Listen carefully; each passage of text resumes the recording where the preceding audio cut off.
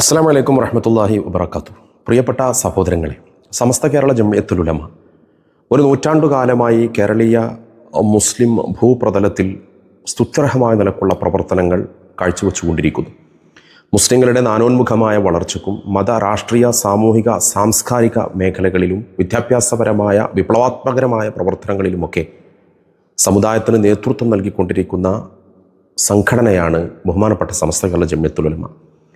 1926 മഹാനായ സയ്യിദ് ബാഅലവി വരക്കൽ മുല്ലക്കോയ തങ്ങളുടെ ബീജാപാപം നൽകപ്പെട്ട പ്രസ്ഥാനം വിഘടിതരെയും അതുപോലെ പുത്തനാശയക്കാരെയും ഒക്കെ പ്രതിരോധിക്കുന്നതിന് വേണ്ടിയാണ് ബീജാപാപം കൊണ്ടത്.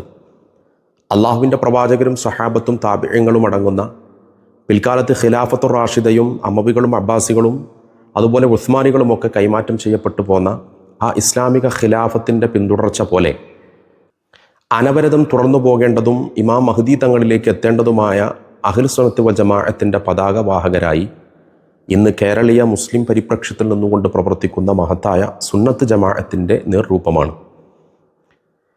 ബിദഈകളെയും വിഘടിതന്മാരെയും അതുപോലെ ഇസ്ലാമിനെ എതിരെ വരുന്ന എല്ലാ ആശയക്കാരെയും പ്രതിരോധിക്കുന്നതിന് വേണ്ടി രൂപം കൊണ്ട സമസ്ത അതിൻ്റെ ദൗത്യ നിർവഹണത്തിൻ്റെ 100 വർഷം ഇവിടെ പൂർത്തിയാക്കുകയാണ്.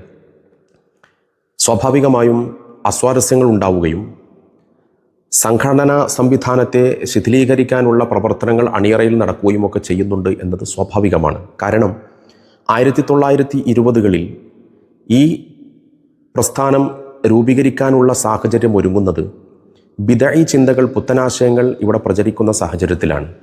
മുഹമ്മദ് നബിയും സ്വഹാബത്തും ഒക്കെ കാട്ടിത്തന്ന ദീനിൻ്റെ മാർഗരേഖയിൽ നിന്ന് വ്യതിചലിച്ചു പോവുകയും മുസ്ലിംകളെ മുശ്രിക്കീങ്ങളും കാഫിറുകളുമൊക്കെയാക്കി ചിത്രീകരിച്ച് കൊലപാതകം വരെ നടത്താൻ യാതൊരു മടിയും കാണിക്കാത്ത വിധത്തിൽ ശത്രുക്കൾ ഇസ്ലാമിൻ്റെ അകത്ത് നിന്ന് വന്ന ഒരു സാഹചര്യമുണ്ടായി.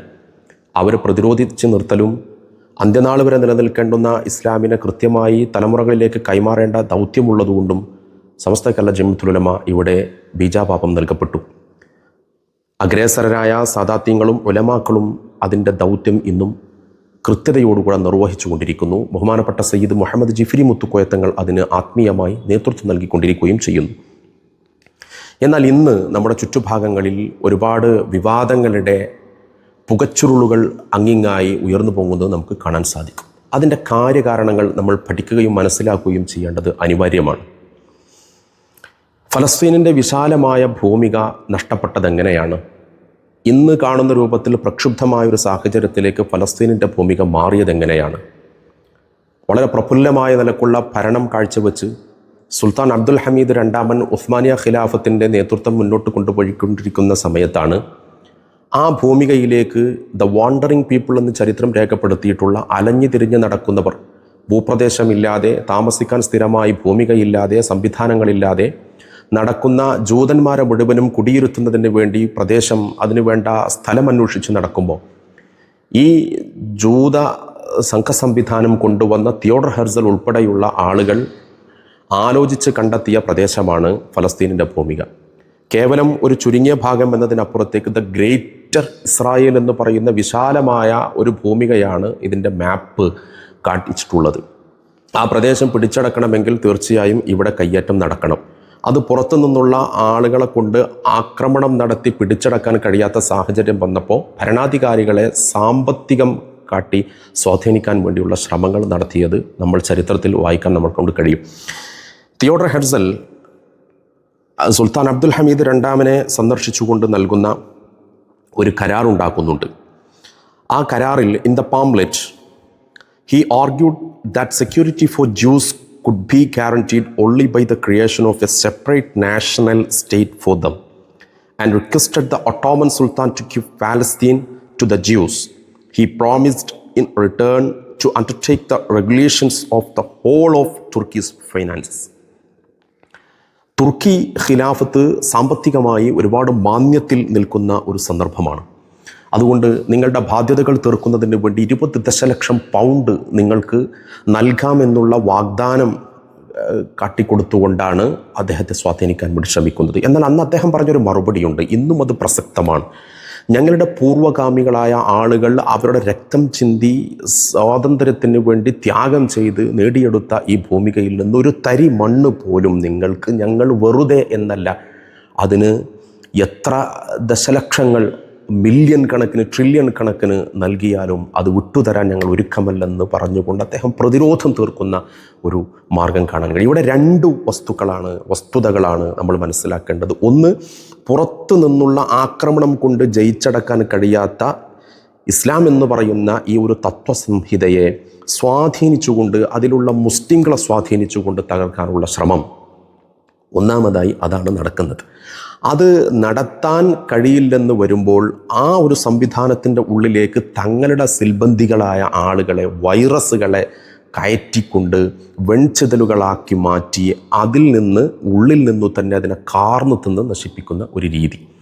ഈ രീതി അവലംബിച്ചുകൊണ്ടാണ് ഫലസ്തീനിൻ്റെ ഭൂമികയിലേക്ക് ജൂതന്മാർ കടന്നു കയറുന്നത്. ഇന്ന് അതേ ജൂതായിസത്തിൻ്റെ എന്ന് വച്ചാൽ ജൂതന്മാരുടെ ഉപോൽപ്പന്നമാണല്ലോ വഹാബിസം എന്ന് പറയുന്നത്. മുഹമ്മദ് ബിൻ അബ്ദുൽ വഹാബിനെ സ്വാധീനിക്കുകയും ഹംഫറിനെ പോലെയുള്ള ആയിരക്കണക്കിന് വരുന്ന മെയിൽസ് ആൻഡ് ഫീമെയിൽസ് ചാരന്മാരെ പറഞ്ഞയച്ചുകൊണ്ട് അവരെ വശംവദരാക്കി അവർക്ക് വേണ്ട എല്ലാ സാഹചര്യങ്ങളും സൗകര്യങ്ങളും ഏർപ്പെടുത്തിക്കൊണ്ട് ഇസ്ലാമിനെ തകർക്കാനുള്ള പണിയാണ് അണിയറയിൽ അവർ നടത്തിയത്. അതിലവർ വിജയിക്കുകയും ചെയ്തു. എന്നാൽ പ്രതിരോധിക്കാൻ അവിടെ ഒരു അബ്ദുൽ ഹമീദ് രണ്ടാമനുണ്ടായിരുന്നു. ആ ഒരു പ്രതിരോധം ഇവിടെ നടപ്പിലാക്കുന്ന പണി സമസ്ത കേരള ജംഇയ്യത്തുൽ ഉലമ നിർവഹിച്ചുകൊണ്ടിരിക്കുന്നു. നോക്കൂ നിങ്ങൾ, ആ ആസൂത്രണം ജൂതന്മാർ എന്താണോ നടത്തിയത്, അവരുടെ ഉപോൽപ്പന്നമായി നിർമ്മിക്കപ്പെട്ട വഹാബികൾ ഇന്ന് അതേ തന്ത്രമാണ് ഇവിടെ മുസ്ലിം കേരളീയ പശ്ചാത്തലത്തിലും നടത്തിക്കൊണ്ടിരിക്കുന്നത് എന്ന് നമുക്ക് മനസ്സിലാക്കാൻ സാധിക്കും. പുറത്തുനിന്ന് സമസ്തയെ തകർക്കാൻ കഴിയില്ല. കാരണം ഒരു നൂറ്റാണ്ട് കാലത്തോട് അടുത്ത് നിൽക്കുന്ന സമസ്ത, ആ സമസ്തയുടെ രൂപീകരണത്തിൻ്റെ മുൻപുണ്ടായിരുന്നവർ, രൂപീകരണത്തിൻ്റെ ശേഷമുണ്ടായിരുന്നവർ, അവരൊക്കെ നാമാവശേഷമായി പോയപ്പോഴും അതുപോലെ സമാന്തരമായി വന്ന സംഘടനകൾ മുഴുവനും കാലയവനികക്കുള്ളിലേക്ക് മറഞ്ഞു പോയ ഘട്ടത്തിലും സമസ്ത അതിൻ്റെ യാത്ര അജയ്യമായി തുടർന്നുകൊണ്ടിരിക്കുകയാണ്. അതിനെ പിടിച്ചുകെട്ടാൻ, അതിന് വേഗപ്പൂട്ടിടാൻ ഒരു കാരണവശാലും പുറത്തുനിന്ന് കഴിയില്ലെന്ന ബോധ്യം ശത്രുക്കൾക്കുണ്ടായി എന്നതൊരു യാഥാർത്ഥ്യമാണ്. എന്താണ് കാരണം? നോക്കൂ നിങ്ങൾ, സമസ്ത കേരള ജംഇയ്യത്തുൽ ഉലമ രൂപീകരിക്കപ്പെട്ടതിൻ്റെ ശേഷം അതിൻ്റെ ഓരോ ഘടകങ്ങൾക്കും, ഓരോ പ്രായക്കാർക്കും, ഓരോ തരക്കാർക്കും പ്രവർത്തിക്കാനുള്ള മണ്ഡലം ഒരുക്കി കൊടുത്തിട്ടുണ്ട്. സുന്നത്ത് ജമാഅത്തിൻ്റെ ആശയാദർശങ്ങൾ നെഞ്ചിലേറ്റി തലമുറകളിലേക്ക് അതിൻ്റെ എല്ലാ തെളിമയും കൈമാറ്റം ചെയ്യാൻ ഉതകും വിധത്തിൽ സംസ്കൃതരായ ഒരു സമൂഹത്തിൻ്റെ ഉത്ഥാനത്തിന് വേണ്ടിയുള്ള പ്രവർത്തനങ്ങളിൽ കൃത്യമായി അതിൻ്റെ സംഘടനാ സംവിധാനത്തെ വിനിയോഗിച്ചത് നമുക്ക് കാണാൻ കഴിയും. സമസ്ത കേരള ഇസ്ലാം മത വിദ്യാഭ്യാസ ബോർഡ് അത്ഭുതമാണ് എന്ന് പറയാതിരിക്കാൻ നിർവാഹമില്ല. ആ ബോർഡിൻ്റെ കീഴിൽ 11,000-ഓളം മദ്രസകൾ, അതിൽ 1,00,000-ൽ പരം വരുന്ന അധ്യാപകർ, ലക്ഷക്കണക്കിന് വരുന്ന വിദ്യാർത്ഥികളിലൂടെ ഗവൺമെൻറ് സംവിധാനങ്ങൾക്ക് പോലും നിയന്ത്രിക്കാൻ കഴിയാത്ത വിധത്തിലുള്ള ഒരു വിദ്യാഭ്യാസ വിപ്ലവമാണ് സമസ്ത കേരള ജംഇയ്യത്തുൽ ഉലമ നിർവഹിച്ചുകൊണ്ടിരിക്കുന്നത്. അതിൻ്റെ വിദ്യാഭ്യാസ ബോർഡിൻ്റെ മേൽനോട്ടത്തിൽ നടത്തിക്കൊണ്ടിരിക്കുന്നത്. അതിൻ്റെ പരീക്ഷ നടക്കുന്ന സന്ദർഭങ്ങളിൽ, പൊതുപരീക്ഷാ സന്ദർഭങ്ങളിലുള്ള അതിൻ്റെ കണക്കുകൾ, അതുപോലെ അതിൻ്റെ വാല്യുവേഷൻ നടക്കുന്ന സമയങ്ങളിലെല്ലാം ഗവൺമെൻറ് അത് ഉറ്റുനോക്കുകയും ഗവൺമെൻറ് പ്രതിനിധികൾ പ്രസ്തുത പ്രദേശങ്ങൾ സന്ദർശിക്കുകയും അവരൊക്കെ അത്ഭുതം പറയുകയും ഒക്കെ ചെയ്യുന്ന വല്ലാത്ത ഒരു അനുഭൂതിദായകമായ ഒരു സാഹചര്യം കേരളത്തിൽ നമുക്ക് കാണാൻ കഴിഞ്ഞിട്ടുണ്ട്. വിദ്യാഭ്യാസ ബോർഡിൻ്റെ നേതൃത്വത്തിൽ നടക്കുന്ന ആ പ്രവർത്തനം. അതോടൊപ്പം നോക്കൂ നിങ്ങൾ, ഭൗതിക പഠനം പഠിച്ചുകൊണ്ടിരിക്കുന്ന കുട്ടികൾക്ക് അതോടൊപ്പം തന്നെ മതപഠനം കൂടെ ലഭ്യമാക്കുന്നതിന് വേണ്ടി ചെറുപ്രായത്തിൽ തന്നെ കുട്ടികൾ ഇസ്ലാമിനെ അറിഞ്ഞു വളരണം. അതാണ് സാമൂഹിക നിർമ്മിതിക്ക് അനിവാര്യമായ എല്ലാ സാഹചര്യങ്ങളും ഒരുക്കി കൊടുക്കുന്നത്. അങ്ങനെയാണല്ലോ ഇസ്ലാം എന്ന് പറയുന്നത്. എല്ലാവരെയും ഒരു സോഷ്യൽ കമ്മിറ്റ്മെൻ്റ് ഉള്ള മതമാണ്. ഭീകരവാദവും തീവ്രവാദവും ഒന്നും പ്രോത്സാഹിപ്പിക്കുന്ന മതമല്ലെന്ന് എല്ലാവർക്കും അറിയാവുന്നവർക്കൊക്കെ അറിയാവുന്ന വലിയ ഒരു സത്യമാണ്. ആ കുട്ടികളുടെ മനസ്സിലേക്ക്, ചെറിയ കുട്ടികളുടെ മനസ്സിലേക്ക് സുന്ദരമായ ഈ മതത്തിൻ്റെ ലാഞ്ചനകൾ ഇട്ട് കൊടുത്തുകൊണ്ട് ഒരു കമ്മിറ്റ്മെൻറ്റ് ഉണ്ടാക്കിയെടുക്കുകയാണ്. അവിടെ മാതാപിതാക്കളോട്, അതുപോലെ സമൂഹത്തോട്, സമുദായത്തോട്, രാജ്യത്തോട്, അതിൻ്റെ ഭരണഘടനയോടൊക്കെ കമ്മിറ്റ്മെൻറ്റ് ഉണ്ടാക്കുന്ന ഒരു സൊസൈറ്റിയെ വാർത്തെടുക്കുന്ന പ്രവർത്തനം അത് ഫൗണ്ടേഷനിൽ തന്നെ നടത്തിക്കൊണ്ടിരിക്കുന്നുണ്ട്. അങ്ങനെ നോക്കൂ, പ്രീ സ്കൂളുകൾ, അൽബിർ പ്രീ സ്കൂളുകൾ എല്ലാവർക്കും അറിയുന്ന സംഗതിയാണ്. അൽബിർ സമസ്തയുടെ അതും ഒരു വലിയ നേട്ടമായി ഈ നൂറ്റാണ്ടിനിടക്കുള്ള വിദ്യാഭ്യാസപരമായ പ്രവർത്തനങ്ങളുടെ അതിൻ്റെ വലിയ പടവുകൾ താണ്ടുന്നതിൻ്റെ ഭാഗമായി നടക്കുന്ന ഒരു പ്രക്രിയ. 16,500 വിദ്യാർത്ഥികളാണ് ഈ അൽബിർ പ്രീ സ്കൂളുകളിൽ പഠനം നടത്തിക്കൊണ്ടിരിക്കുന്നത്. അതുപോലെ മറ്റൊരു കീഴ്ഘടകമാണല്ലോ SKSSF എന്ന് പറയുന്നത്. അതിൻ്റെ ട്രെൻഡിൻ്റെ ഉപവിഭാഗമായ ട്രെൻഡിൻ്റെ പ്രീ സ്കൂളിൽ 437 വിദ്യാർത്ഥികൾ പഠനം നടത്തിക്കൊണ്ടിരിക്കുന്നുണ്ട്. സ്കൂൾ വിദ്യാഭ്യാസത്തോടൊപ്പം തന്നെ മതപഠനം ലഭ്യമാക്കാൻ ഉള്ള ഒരു സംവിധാനമായി അസ്മി സ്കൂളുകൾ സ്ഥാപിക്കപ്പെട്ടിട്ടുണ്ട്. ആ 353 അസ്മി സ്ഥാപനങ്ങളിലായി 26,836 വിദ്യാർത്ഥികളാണ് പഠിച്ചുകൊണ്ടിരിക്കുന്നത്. അതുപോലെ സ്ത്രീ വിദ്യാഭ്യാസം എപ്പോഴും പഴി ചാരുന്നതിന് വേണ്ടി പ്രതിയോഗികൾ ഉപയോഗിക്കുന്ന ഒരു പ്രയോഗമാണ് സമസ്ത സ്ത്രീ വിദ്യാഭ്യാസത്തിനെതിരാണെന്ന്. സമസ്ത ഒരിക്കലും സ്ത്രീ അല്ലെന്നു മാത്രമല്ല, അതിനെ പരിപോഷിപ്പിക്കാനുള്ള പ്രവർത്തനങ്ങൾ അതിൻ്റെ രൂപീകൃത കാലഘട്ടങ്ങൾ മുതൽ തന്നെ നടപ്പിലാക്കിയത് നമുക്ക് ചരിത്രത്തിൽ നിന്ന് കാണാൻ കഴിയും. ഏതാണെങ്കിലും വിദ്യാഭ്യാസ ബോർഡിൻ്റെ കീഴിൽ ഇന്ന് 89 സ്ഥാപനങ്ങളിലായി 3800 പെൺകുട്ടികൾ ഭൗതിക സമന്വയ വിദ്യാഭ്യാസം നേടിക്കൊണ്ടിരിക്കുന്ന ഫളീല കോഴ്സുകൾ. ഇതെല്ലാം വിദ്യാഭ്യാസപരമായ വലിയ മുന്നേറ്റമാണ് സമസ്ത കേരള ജംഇയ്യത്തുൽ ഉലമക്ക് നൽകിയിട്ടുള്ളത്. സമസ്ത 100ാം വാർഷികത്തിലേക്ക് പ്രവേശിക്കുന്നു. അതിൻ്റെ ഒരു പിറവിയോട് അതിൻ്റെ ഒരു ഉപഹാരമായി പിറവി കൊണ്ട ഒരു മഹൽ സംവിധാനമാണ് സമസ്ത നാഷണൽ എഡ്യൂക്കേഷൻ കൗൺസിൽ എന്ന് പറയുന്നത്, SNEC. കേവലം 2 വർഷമായിട്ടേ ഉള്ളൂ അങ്ങനെ ഒരു സംവിധാനം നിലവിൽ വന്നിട്ടതേ ഉള്ളൂ എങ്കിലും 3000-ലധികം വരുന്ന വിദ്യാർത്ഥികൾ അവിടെ പഠനം നുകർന്നുകൊണ്ടിരിക്കുന്നതായിട്ട് നമുക്ക് കാണാൻ കഴിയും. ഇതൊക്കെ സമസ്ത ചരിത്രം സൃഷ്ടിച്ചു കൊണ്ടിരിക്കുന്ന ചെറിയ ചെറിയ ഉദാഹരണങ്ങൾ മാത്രമാണ്. പട്ടിക്കാട് ജാമിഅ നൂരിയ അറബി കോളേജ്, അതിൻ്റെ ജൂനിയർ കോളേജുകൾ, നന്ദി ദാറുസ്സലാം അറബി കോളേജ്, അതിൻ്റെ ജൂനിയർ കോളേജുകൾ, അതുപോലെ റഹ്മാനിയ കടമേരി, അതുപോലെ ദാറുൽ ഹുദ സ്ഥാപനങ്ങൾ, അതിൻ്റെ സഹസ്ഥാപനങ്ങൾ, ഓഫ് ക്യാമ്പസുകൾ തുടങ്ങി കേരളത്തിലും കേരളത്തിന് പുറത്തും തമിഴ്നാട്ടിൽ ജാമിഅ കലിമ ത്വയ്യിബ അക്കാഡമി പ്രവർത്തിച്ചുകൊണ്ടിരിക്കുന്നു. ഞങ്ങളുടെ നീലഗിരി ജില്ലയിൽ ജാമിയയുടെ ജൂനിയർ കോളേജ് പ്രവർത്തിച്ചുകൊണ്ടിരിക്കുന്നു. അങ്ങനെ വിവിധ ഭാഗങ്ങളിൽ കേരളത്തിനകത്തും പുറത്തുമായി ലക്ഷദ്വീപ്, കർണാടക തുടങ്ങിയ പ്രദേശങ്ങൾ, അതുപോലെ ദേശീയ തലത്തിൽ തന്നെ നാഷണൽ എഡ്യൂക്കേഷൻ കൗൺസിൽ വന്നുകൊണ്ടിരിക്കുന്നു.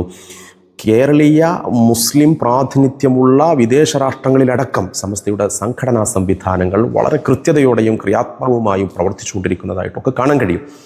സ്വാഭാവികമായും ശത്രുക്കൾക്കുണ്ടാകുന്ന അസൂയക്ക് കാരണം തേടിപ്പോകേണ്ടതില്ലല്ലോ. ഇങ്ങനെ ഒരുപാട് വളർച്ച സമസ്ത കേരള ജംഇയ്യത്തുൽ ഉലമ നിർവഹിച്ചുകൊണ്ടിരിക്കുന്ന ഒരു ഘട്ടമാണ്. ഇവിടെ ഇതിനെ പൊളിച്ചെടുക്കണമെങ്കിൽ, ഇതിനെ തകർക്കണമെങ്കിൽ നേരത്തെ പറഞ്ഞതുപോലെ എന്താണോ ജൂദായിസം ഇസ്ലാമിനെ തകർക്കാൻ വേണ്ടി ചമച്ചിട്ടുള്ള സിദ്ധാന്തം, അതേ സിദ്ധാന്തം ആവിഷ്കരിക്കുകയാണ് ആ ജൂദായിസത്തിൻ്റെ ഉപോൽപ്പന്നമായ വഹാബിസം ചെയ്യുന്നത്. ആ വഹാബിസം ഇവിടെ തന്ത്രപരമായി നടത്തുന്ന നീക്കത്തിൻ്റെ അനുരണനങ്ങളാണ് ഇന്ന് നമ്മുടെ പരിസരങ്ങളിലുള്ള വിവാദങ്ങളുടെയൊക്കെ മുഖ്യ ഹേതു എന്ന് നമുക്ക് കാണാൻ സാധിക്കും. അത് തിരിച്ചറിഞ്ഞ് പ്രതിരോധിക്കാൻ കെൽപ്പുള്ള ഒരു നേതൃത്വം സമസ്ത കേരള ജംഇയ്യത്തുൽ ഉലമക്ക് ഉണ്ട് എന്നത് നിസ്തർക്കമായ അവിതർക്കിതമായ ഒരു വസ്തുതയാണ്.